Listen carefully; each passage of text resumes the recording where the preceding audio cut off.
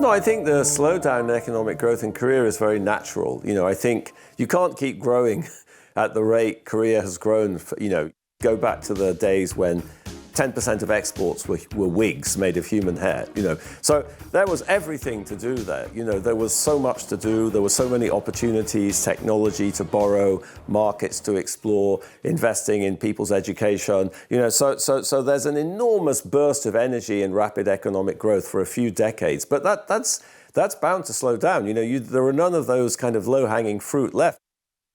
가장 크게 보면 이전에는 경제가 계속해서 성장하고 인구는 늘어나는 그런 경제였었습니다. 하지만 이제부터는 경제 성장률은 지체되고 인구는 더 이상 늘어나지 않는, 어떻게 보면 기존에 있는 것들을 나눠 먹어야 되는 경제로 점점 경제가 전환하고 있는 것으로 보입니다.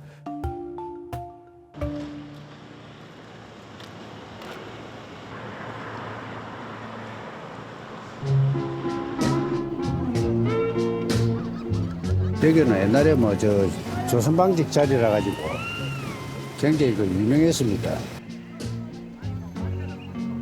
서부 시외버스 터미널이 이쪽에 있었거든.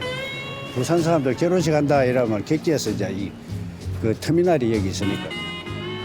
예식장은 이제 금호 예식장하고 그 다음에 행복 예식장, 영남 예식장 7, 8개 정도 됐는데. 저도 이제 여기서 결혼식을 했는데 그때는 이 자리가 없었습니다. 어느 정도였길래 그래요?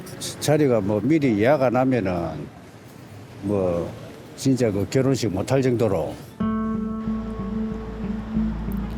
결혼 행진곡이 울려 퍼지던 예식장은 지금 장례식장이 됐습니다. 부산의 대표 번화가였던 동구 범일동 일대. 자리가 없어서 결혼을 못했다던 예식장은 하나둘 문을 닫았습니다.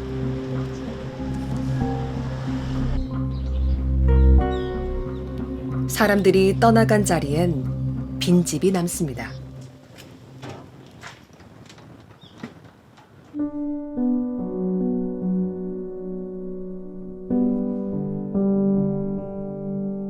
한 40년 넘게 살았어요. 83년인가 4년도에 왔으니까. 좋았죠. 사람도 많고. 사람도 여기 지금 1층에가 6집씩 12집이었거든요. 12집씩 그러니까는 5층까지니까는. 여기는 다 아파트라도 문 열고 내 집 없이 그냥 다니면서 그렇게 동네에서 그렇게 살았죠. 애들 좋았죠. 애들도 그냥 막 여기서 그냥 뛰어놀고 그냥 좋았는데.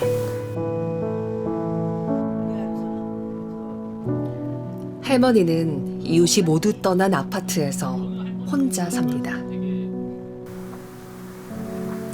참 슬펐어요. 그 이웃이 다 떠나니까 슬펐어요. 하다못해 우리 손자들까지 다 서울서 다 직장생활하러 갔으니까요. 이게 젊은이들이 할 그게 없잖아요.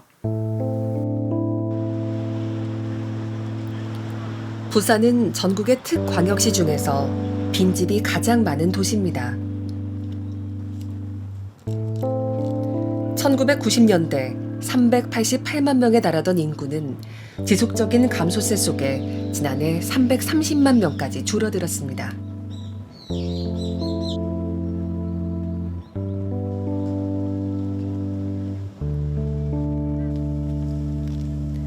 아이들이 뛰어놀던 운동장, 이제는 잡초로 뒤덮였습니다. 1970년대만 하더라도 전교생이 2,000명이 넘던 이 학교의 마지막 졸업생은 12명이었습니다.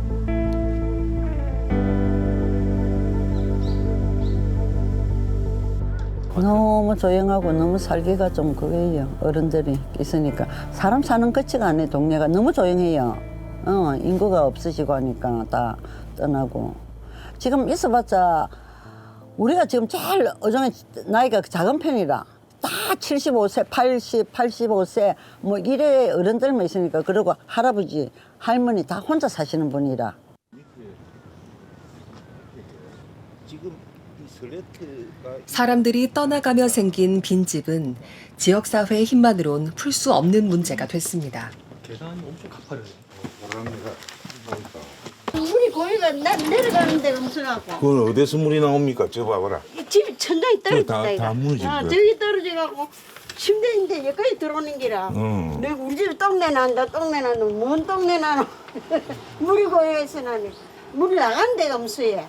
그러니까 지금 이게 한 1,300채나 됩니다. 우리 동구에 1,300. 억수로 많습니다.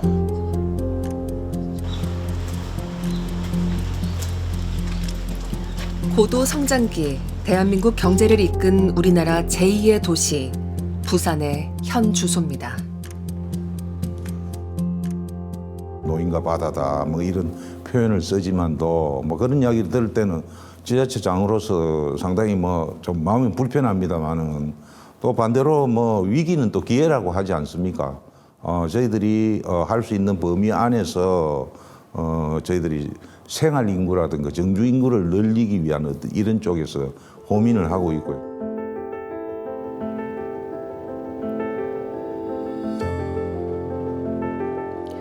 이건 한두 개 지자체의 사정이 아닙니다.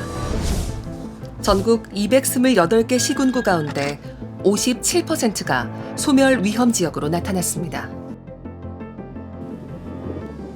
인구 감소는 우리 경제의 가장 큰 위험 요소로 꼽히지만 다른 시각도 있습니다. Well, I have a particular sort of view on this, which is, if I look at world economic history, I don't see sort of demography as being a big factor one way or the other. How about low birth rate? It's a big problem in Korea. People are not having children as much as before. Yeah, I don't know. Is it a problem? I'm not sure it is a problem. I mean, it's a choice. It's a choice. I think society can adjust to that. I don't see it as a problem. I think it's a consequence of people, putting different priorities in their lives and deciding to live in different ways. 우리는 어디서 돌파구를 찾아야 할까? And now we're in this new age now of robotics and artificial intelligence, and that's the new wave. We've been seeing these waves of innovation for the last 300 years. That's why why stop now? Why do we want to stop now? But the crucial thing, of course, is to make all this innovation work. People have to be made, they have to be induced through incentives, through institutions to work in the collective interest. That's the hard bit. Yeah.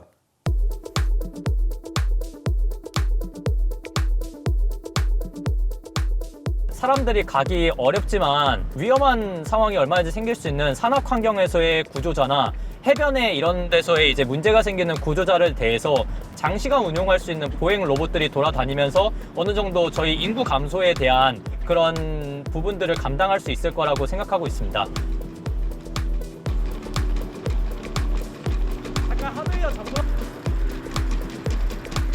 네 발 달린 이 로봇의 이름은 라이보2입니다. 라이보2의 특기는 장거리 달리기입니다. 로봇이 먼 거리를 가기 위해선 기본적으로 배터리 용량을 늘려야 합니다. 그렇게 되면 전체적인 로봇의 무게가 무거워집니다. 무게 때문에 다시 배터리 효율이 떨어져 먼 거리를 가기 어려워지죠. 이를 극복하기 위해 인공지능 시스템을 적용했습니다. 강화학습이라는 기술이 이제 보행 알고리즘에 적용이 됐는데요. 강화학습이라고 하면 어떤 보상 함수를 통해서 잘했을 때 칭찬해주는 그런 느낌의 이제 기술이 들어가는데, 이 로봇은 특히 보행할 때 땅을 사뿐히 디딜수록 저희가 더 보상 함수를 그런 식으로 설계를 해서 사뿐히 뛰어서 에너지가 효율적으로 걸을 수 있는 그런 인공지능 기술이 적용된 로봇이라고 보시면 될 것 같습니다. 2024년 11월 라이보2는 세계에서 처음으로 풀코스 마라톤을 완주한 로봇이 됐습니다. 물론 처음부터 라이보2가 성공할 수 있었던 건 아닙니다. 2달 전 나간 대회에선 완주에 실패했습니다. 실험실 안과 이제 실제 야외 환경에서는 그 환경의 다양성이 다릅니다. 야외에 나가면 오르막도 있고 내리막도 있고 미끄러운 낙엽길도 있고 이런 다양한 환경들이 존재를 하기 때문에 실험실에서만 그 측정한 그 주행거리만큼 달성을 할 수가 없고, 성공을 위한 실패. 그 실패 자체의 가치에 주목하기 위해 이 학교는 실패 주간 행사를 열고 있습니다. 무언가에 도전하며 맛봤던 실패를 공유하고 가장 값진 실패에 대해 포상하고 칭찬합니다. 없이 많은 수억 번의 실패 속에서 이것이 하나씩 만들어서 여기까지 온 거죠. 이사장에 없는 거, 새로운 걸 시도하는 걸 목표로 많이 삼고 있는데, 그렇게 새로운 거, 없는 거 하려면은 두려워요. 대학 교육은 저는 미래 10년 후를 바라보고서 준비를 해야 되는 곳이 바로 대학이라고 봅니다. 그러니까 지금 현재 세상에서 좋아 보이는 거, 그걸 준비하면 이미 늦은 거예요. 그리고 학생도 지금 세상에서 좋다고 하는 거를 그걸 전공으로 택하고서 그걸 준비하면 이미 늦어요. 결국에는 이 혁신을 주도하는 몇 안 되는 국가끼리의 어떠한 전략적인 연대, 이런 것들은 계속적으로 이제 우리가 볼 수 있는 그런 현상일 것이거든요. 그렇기 때문에 이런 이제 중요한 그런 혁신 산업들을 계속적으로 육성을 하고, 그리고 연구 개발을 지원하는 그런 노력들이 한국으로서도 굉장히 필요할 것 같습니다.